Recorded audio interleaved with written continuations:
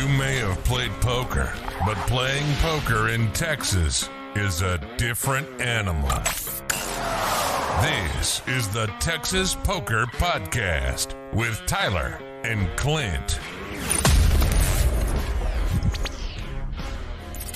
Hello, this is the Texas Poker Podcast. I'm Tyler. This is Clint.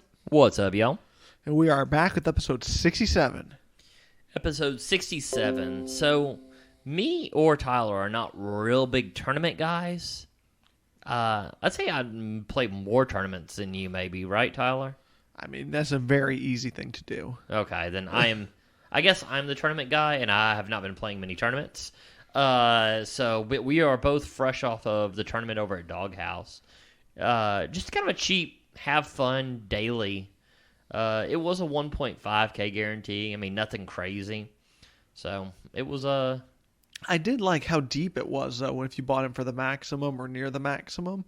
It was a pretty good, it seemed like a better structured tournament than most free, we say free, but low buy-in tournaments, right?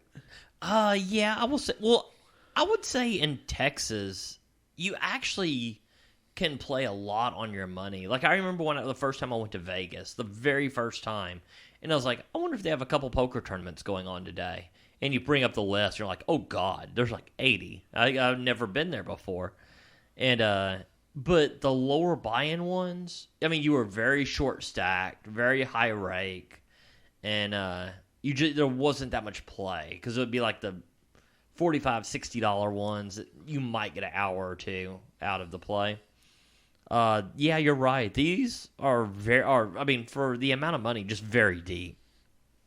Right. I mean, I was pretty happy about that. I guess I'll get into a few of the interesting I had at least one interesting one hand for sure. But my first notable hand, I had Ace 10 offsuit. And man, when everyone on the table is limping, it is so hard. Because I had Ace 10 offsuit in the big, and normally I would raise, but the whole table limped. What do you think about that? I think this is very tough. And I mean, in a tournament, here's the problem I have is I kind of want it. I think I'm raising here. I mean, if there's no Ace King's going to raise, Ace Queen's going to raise, and Ace Jack is going to raise, which means you pretty much have the for sure biggest ace here. I just if I'm going to limp, I want something with higher implied odds, like a low suited ace, or like a 5-7 suited, or pocket threes. This is one that is going to play real well against few people, but not real well against multiple people. I kind of like the raise. All right, well, I guess we'll start this with my first mistake of the tournament. I complete, and I flop a gutter to the queen. So I was like, wow, this isn't great. So it checks around. Some guy bets like 1/8 pot or something. So I was like, whatever, I call. I brick. No, I didn't call. Some other guy raised. And I was like, well, the dream is dead. So I folded. And then the other guy called. I would have bricked the turn. Then they went like 7,000, which was gigantic for earlier in the tournament. Other guy calls. I would have rivered the queen. The guy flopped king jack for top two. I was like, man, would have been great just to make a horrible call one time. Oh, God, yeah. And we've all had that moment a time or two. This was a kind of interesting one, too, though. So I was in the big blind for sure again. I had a really weird... No, I wasn't in the big blind. I was like in late position with ace 5 suited of spades. Okay. It limps around. I just complete the limp because... I don't know. I did not think many people would be folding in this, and I like we had just talked about earlier. I wanted to see it multi-way. Right. The flop comes king 5 7 with one spade, and I was like, well, that's not the worst, I guess. Right. And tell us what you have again. Ace 5, so bottom pair with a backdoor spade draw. Okay. It checks around, so I was like, okay, cool. The turn is a king. So I was like, well, I mean, doesn't change all that much, right? for me. I mean, I was like, okay, you know, Yeah, I mean- I'm not betting. Is more what I meant. Yeah, I mean, you're basically you feel like you're drawing here, so kind of like it doesn't change that much. It wasn't the king of spades, though. I mean, it was just a king. Okay. So I was kind of done with the hand. It checks around again. Okay. The river's a 5. Oh, wow, nice. Oh, sorry. The flop was king 10 5, turn a king, river a 5. So you rivered a boat, not trips. Correct. Okay. So someone leads out for small. I call. Person behind me raises. She then re-raises. So I was like, wow. This is annoying. So, I mean, she re-raises all in. I mean, this is super weird because the way this is played. So the flop was check 3. Yep. The turn The was checked turn through king was check 3, with 8 people in the hand. Yep. and now there's a bet. You call a raise, And then the original bettor goes all in. what'd you do? I honestly don't know what I'd do here. I mean, I folded. The other guy calls. He has like king queen. She had king 10 for a bigger boat. I just She Don't. flopped 2 pair, turned kings full of 10s. He rivered kings full of 5s. This is a really good fold by you. I mean, I guess the one thing that really saved you was there being 2 people in the hand, because I will say if it's played this way and there's one person, I think all my chips are going in, right? That's what I was thinking. Yeah. So, God, I mean, how weird for 2 people to play the king this way. Yeah. So But- I mean, In these free roll tournaments, I mean not these free rolls, but these kind of low Yeah. buy-in tournaments. I feel like that's what you're just getting a lot. yeah, exactly. So that was relatively interesting. Well, no, that was interesting, but I'm trying to think. I had that one, the gutter that I missed or that I folded, and then this is the one that I mean, basically just took me out of the tournament. I had pocket kings. I raised to 5,000. The blinds were, what was it? Oh, I 3-bet to 5,000. That's what it was. Someone already raised to like 2, or no, maybe like 1.5. Sorry, 1.5. Okay. I raised to 5,000. Another guy shoves all in for a lot This more. is great for you. A different guy throws a chip in, but the dealer's like, well, that's a call. And he's like, it's a call? He's like, I was trying to call the 5,000. So he calls accidentally.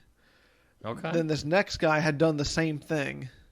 So then he calls accidentally. I mean, if we don't win these tournaments, these people are going to think we are moron. I mean, this is now 2 people who've called huge bets accidentally. No, not huge bets. All in. Yeah. Completely, I mean, covered them. And they didn't buy in for the minimum. Okay, go on. So I'm all in. So now we're now seeing this 4 ways. It's pocket kings versus pocket 9s versus ace 9 versus pocket deuces.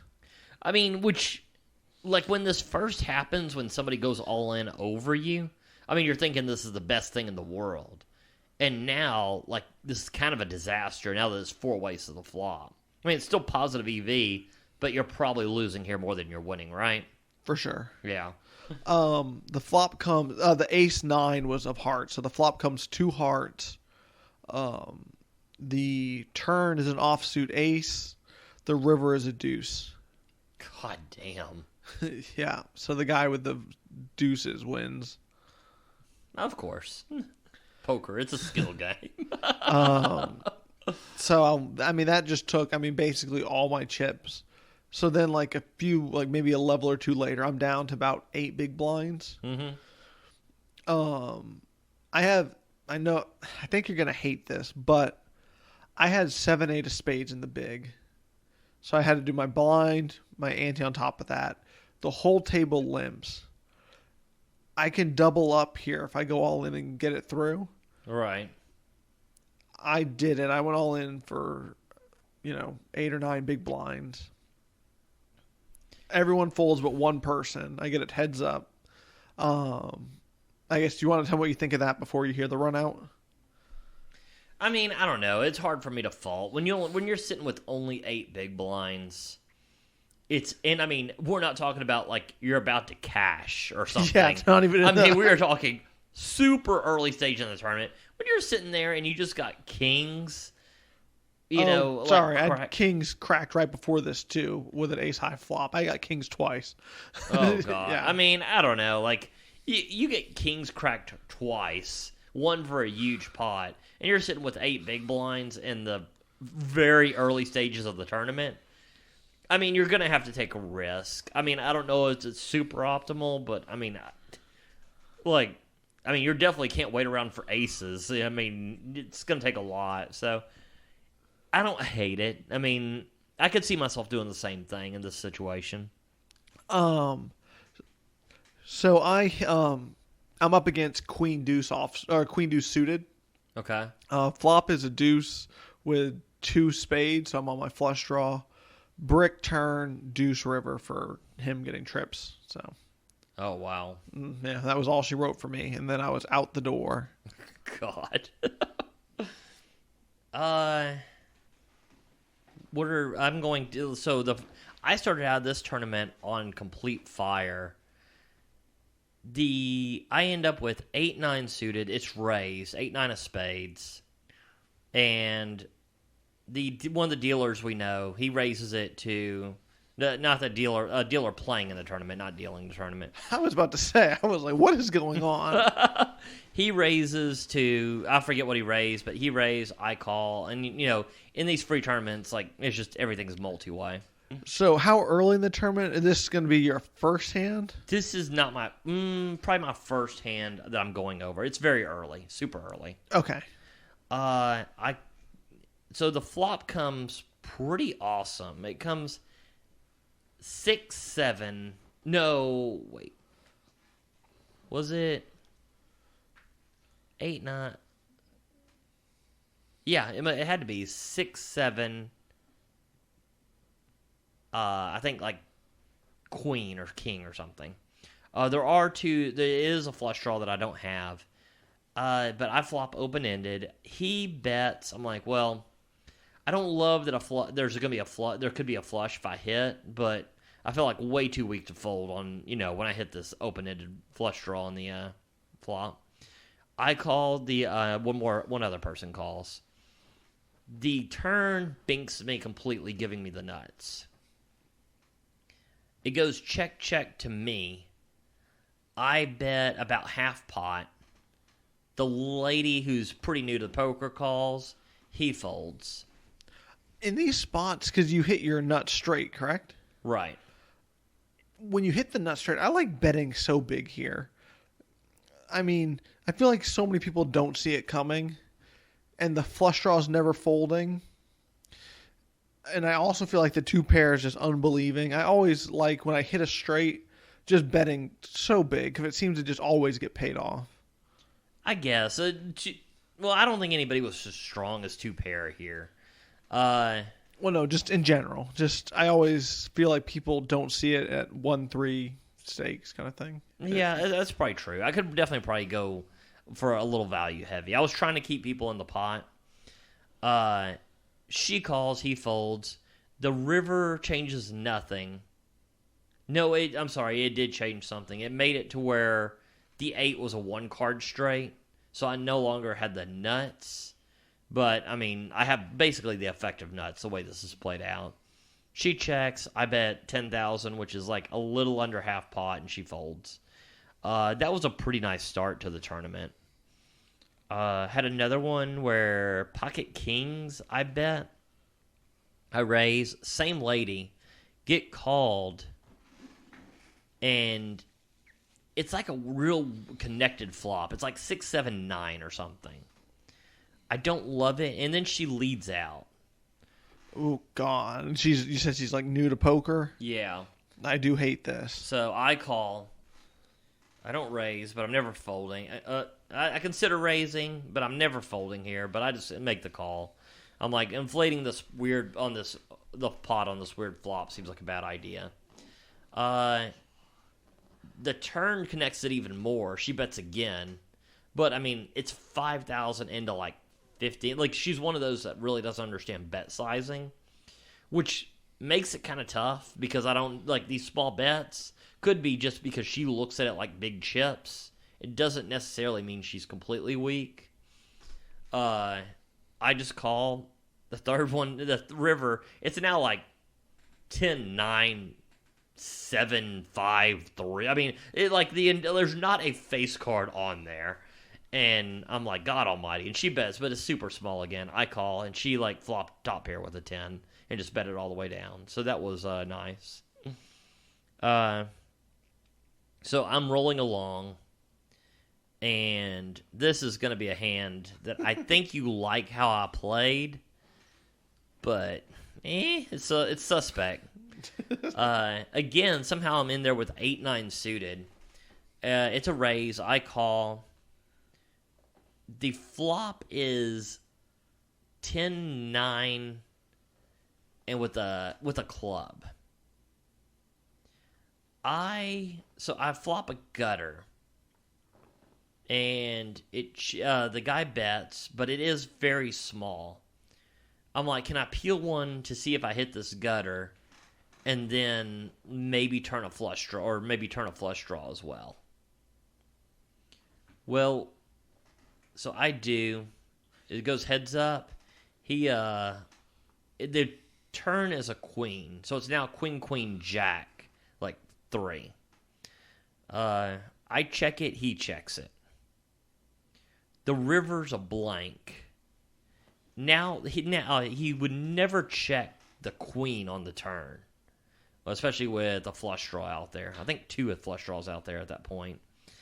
So I'm sitting here with 9 high, knowing that the best he can ever have is like a weak pair.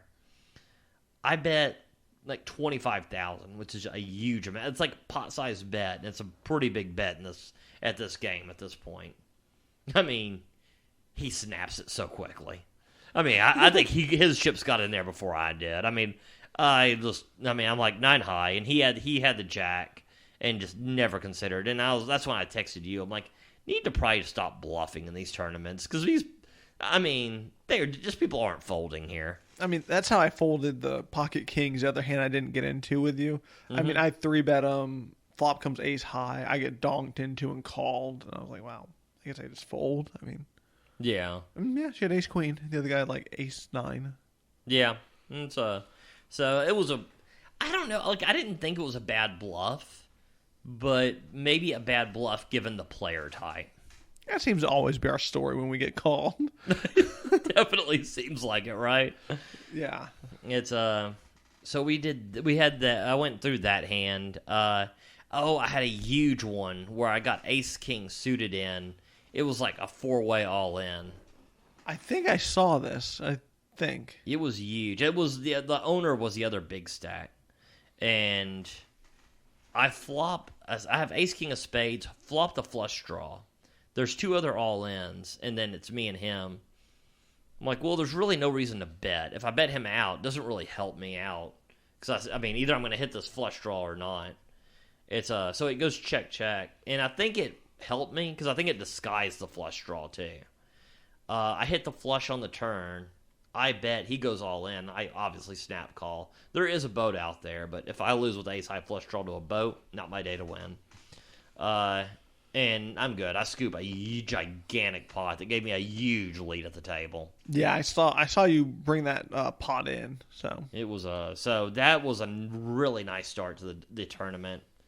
That's where it ends. And as tournaments do, I go like an hour without getting a hand. I'm trying to think of any other like crazy hands. I think I just go card dead, and it's a couple missed flops. As the blinds increase, you miss flops, you don't get hands, and then I was about average stack. I will say the player level at this tournament is very, very low. Because I realized I was getting very short stacked. A lot of people did not realize. I ended up having to make a move with like 8 big blinds. I shoved Queen 9 of Hearts. Not the worst. I mean, it's 8 big blinds. You're going to have to take a risk somewhere. So I get snap called by aces. So that's where that went. So it was good. I mean, I thought the tournament was a lot of fun. But I want to ask you something as far as this goes. I was looking at a video by Bart, and I think it was like 2 or 3 years ago. But this guy calls into his show, and he's like, well, I don't have a hand for you. I got a question. And he's like, I want to play poker, and I want to build a bankroll, but I like to only do tournaments. How do I build a bankroll through these daily tournaments? And as me and you've commented several times before on this podcast, you really can't. The rake is just too high on these daily tournaments. Especially, well, I don't want to say especially. How is the rake structure in Vegas? Is it similar to Texas? Oh, no, Texas is probably better. That's right. I thought so, but I know Yeah. Texas still seemed undoable. I think Texas would still be undoable. I think Texas would be more like you could just break even or make like a couple dollars or average like $4 an hour or something. I think it'd be more doable. But yeah, the rake structure in Vegas is even worse. Texas, it is a little bit better. But like, it's one of those things that as much as I like tournaments, if you're averaging $25 an hour cash, and tournaments aren't really, at least the daily small tournaments, aren't really beatable in the long run, should you even ever be playing these tournaments? And here's the other thing. We were talking about it. I mean, they're probably not beatable. Would it be just more fun to go like play at a free bar tournament and, like have some drinks and just, donk off like around there? What are your thoughts on both? Well, for a while, because I mean, you personally have had pretty good runs in tournaments in general, just kind of just over the long term, right? I have, but I think there's a crap load of variance being on my side. No, there. 100%. But whenever you had one, couple months where you had just the crazy run of daily tournaments and big tournaments. And I thought, and that was whenever you were living where you couldn't consistently play cash. Yeah. That would it be more profitable for you to play tournaments if you can only play, once every 2 weeks in town and stuff like that? And we talked about it for a while, and then I think we ended up saying, my thought was that I thought they were beatable, but really as we've looked into it more, I don't know if the structure of the tournament is too flat to where like first place doesn't really, it doesn't seem possible. It seems like you said that, most people bought in for $60 in this tournament and first place was $600. Yeah, that just doesn't seem doable. That's not even counting the add-on if you do. Yeah. I feel like you have to more than 10x your money if you win, right? Well, I think what we were talking about, like, okay, like if you're doing cash, you're looking to make consistent money, correct? Correct. Like at the time, I had a wife, had a stepdaughter, a lot of new responsibilities. I wasn't very close to poker rooms, and I was profitable, but I wasn't able to do it consistently. So rather than average 5 hours a week, which you're not even going to notice that money, might as well take a shot at a tournament where you could make like, 5 to 10 grand. I think that was kind of our thinking, right? I think. But I also thought that maybe you would be able to build a bankroll through that. But what did you think about that? The tournament structure, like the prize pool structure, does that? I'm not sure the prize pool structure matters in the long run. Okay, so it doesn't matter, I guess, because you're going to cash more if it's flatter, right? That's the whole thing. Yeah, exactly. Right. Okay. So like the structure wouldn't matter. The structure. Don't get me wrong. Yes, it does matter, but it matters in the variance, not like the beatable over the long term. Gotcha. Okay, so that was one thing I was thinking about, but I mean, we know we paid the staff bonus too, right? There's a $10 staff bonus in this tournament. But yeah, I just don't see 10xing your money for first with 45 players in there profitable, right? Well, and I will say, like, these tournaments are much lower ranked. Like $60, $10 out of 60, that is not that bad, really. But here's the thing: is that's really good, and it still would be unlikely beatable in the long term, right? Well, and then the thing that people also don't talk about is you also have to, you don't have to, but most people tip whenever they win too. I was thinking about that at the table as well. Because I'm like, okay, the few times you win, I mean, that's basically just added rake, right? Yeah. So, I mean, if you're already being raked to where it's pretty close, well, and then you do win. Because, I mean, I'm not going to stiff the dealers. I mean, you could be like, I guess, a complete asshole and just be like, well, whatever. I mean, y'all get enough money out of this. But, I mean, I'm at least going to tip something. I mean, I'm going to tip, like, if I win 600, I'm already going to tip, like, 20 to 40, which is a pretty big amount over the long run. Well, especially if it's always awkward too if like the person who comes in second, if you win 600, they win whatever 4 and they tip like $80. Oh, yeah. It's very awkward for you to be like, here's a sweet 20 for you and the boys. Oh, yeah. Well, I mean, yeah, You know. 100%. Because, I mean, it's like, a lot of those players, I mean, you're playing with a bunch of recreational, which would be the pro of playing in a tournament like these tournaments. But, a recreational player, he's not going to, realize this. Or they don't care, right? I mean, they're not playing for that. They're Yeah. playing to have a good time. They had a good time. They don't really care how much money they win, right? Which I will say, like, and I'm not bashing these tournaments at all. I think they are a great way to play poker for kind of cheap. Because Well, as a cheap hobby, Yeah, right? exactly. Not as not for profit, but it's good to have a good time. we're going to say like 90% of people are not profitable players. So if you're doing that, what you should do is really look for the most play for your money, which these tournaments are just amazing for. But if you are profitable, you might be killing a lot of your profits if you are playing. I mean, like, it's fun and has a good time, but I mean, there's probably got to be a limit. And I mean, it'd probably be fine, except like me and you have been really stretched for time. We have not been able to play the poker that we normally do, and not certain that this is our best way to go about it. Definitely not. Well, if I was going to run how I ran, I'd rather just do it at the $60 tournament. That is true, yeah. You're pretty tilted. I was like, if anything, this is great, because if this was going to happen, rather do this at the $60 tournament.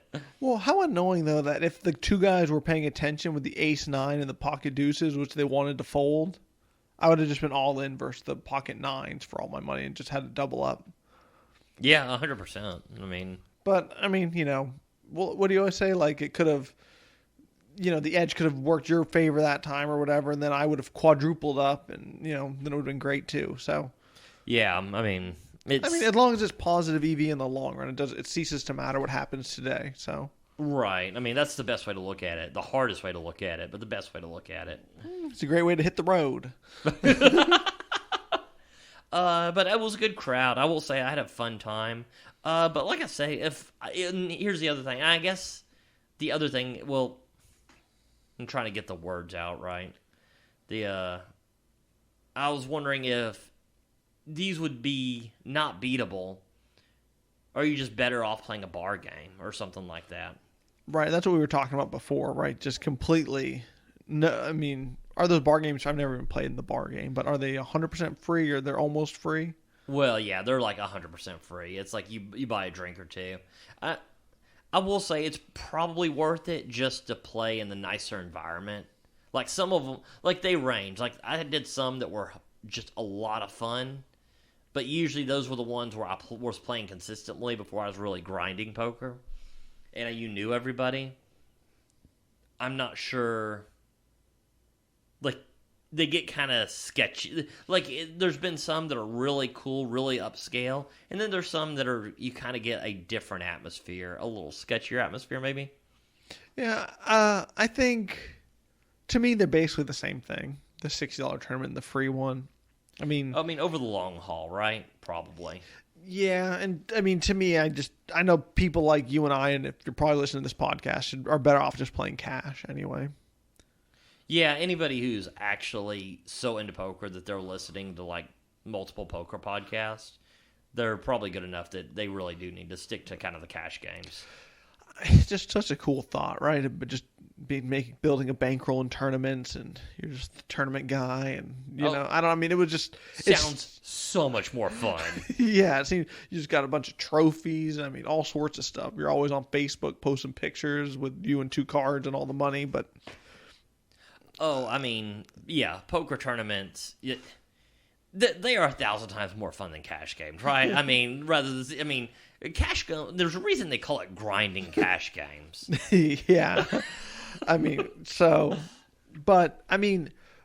I'm completely jumping subjects on you, but you and I both have been working just a ton, right? I mean, so much. I mean, just an unfun amount.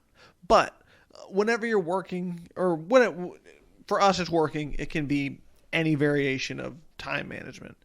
Whenever you can't play as much as you normally would, whenever you're someone who normally grinds. I mean, we normally play 10 hours a week minimum. I mean, for a while we were hitting 10 to 20. I mean, now we're lucky to get 5 right now. If I get half an hour, that's pretty sweet. Yeah. But is there anything that you do on your time? I don't know if I want to call it time off because you're working, but your time off the felt that you do to. I mean, I know you're supposed to be studying, right? That's the right answer. You know, tell Bart and Jonathan Little, hey, we study. But I mean, what are you really doing? I mean, not studying enough. I will say that. Like I say, everybody says the training sites are the best way to go. I've just found that the training sites sometimes are just so geared towards the higher stakes of poker. For me, finding like 2 or 3 books, because let's say this: if you read one book of poker by an above average author and you applied only that, you would be beating the game, I believe. Yeah, I'm sure. It's it depends what book you read. I mean, it definitely, it has to be good. I mean, it has to be. You have to already know the basics, and it has to be like kind of a little bit more advanced strategy. I mean, give us your top 3 or 5 books, just off the top of your head. The Course by Ed Miller, Jonathan Little's No Limit Hold'em. It's his bigger book. I'm trying to remember the exact name. I mean, but you'll find his main No Limit Hold'em book, like the $30 one or whatever. Yeah, not the free one. Yeah, not the free one. It's oh man, I'm trying to. Those are the ones I've been studying a lot. The other one has been the Pot Limit Omaha. And there's been a ton more. I will say this: anything by Ed Miller is about my favorite. I think he's the best cash game author. Oh, well, I was going to say Jonathan Little has 2 books. I know he had just released a new one, so I was going to say either one of the books. So I know he had the one cash game when you're talking about, and then he released one that's even more in depth. The cash game I'm talking about was actually done quite a while before. The 2 you're talking about, it's kind of a mix of cash game and strategy. Okay, but I would just so I think that was any of those would be pretty good to go with this if you have a good handle on the basics. I feel like when I do that and just go over like a book I've read and kind of get the grasp of it, I feel like that helps me a little bit more than, I guess, going over some of the videos and stuff, because it's just more structured for me. What do you think about, I mean, this is always, to me, I think a pretty good go-to is watching a poker vlog at the stakes that you play and pausing it at the decision points and trying to see what you would do. I know a lot of people do that. Like, I know Jonathan Little talks about he would do that at the high stakes tournaments that were streamed and make notes whenever the pro, like the high tournament pro, would do something different versus he would do, and then look into that spot further. I think we can do the same thing at like 1, 2, 1, 3, because vlogging is just, I mean, all just taken over. Oh yeah, yeah, 100%. That's those. Well, and that's way easier. That's the easiest method to study, I think, because the vlogging is way less dry than a lot of the other ways to look at poker. And people kind of shit on it here and there. But that being said, it's still teaching you to like think through hands. I mean, I think listening to Brad Owen or Jamin or, like some of the top bloggers, Mariano. I mean, don't watch Mariano. He's playing way too high stakes. Yeah. I mean, I was like, you're not playing in Mariano's games. Okay, that's solid I point. was like, the people that we play in, Clint's like Mariano, the 25, 50, 100 game. I like to take notes in that. Yeah. So yeah, I probably shouldn't be taking notes of that. Dub up a little bit more. Maybe talk next gen, Ben Deach, Ryan DePaulo, some of those guys. I think Ben Deach would be one of the top ones.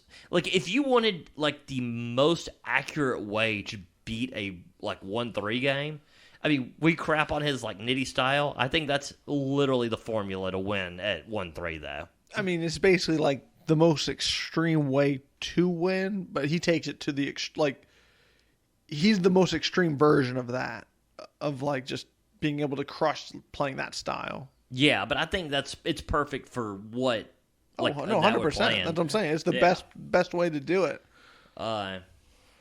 So, yeah, I think that's really, I think those are really good ways. So, vlogging, reading, don't get me wrong, the training sites are really good, too. I just think everybody learns differently, and I think some of them are just not the best for 1-3, 1-2. I think it's better suited to 2-5, 5-10, 2-5 at least, and then 5-10 and up.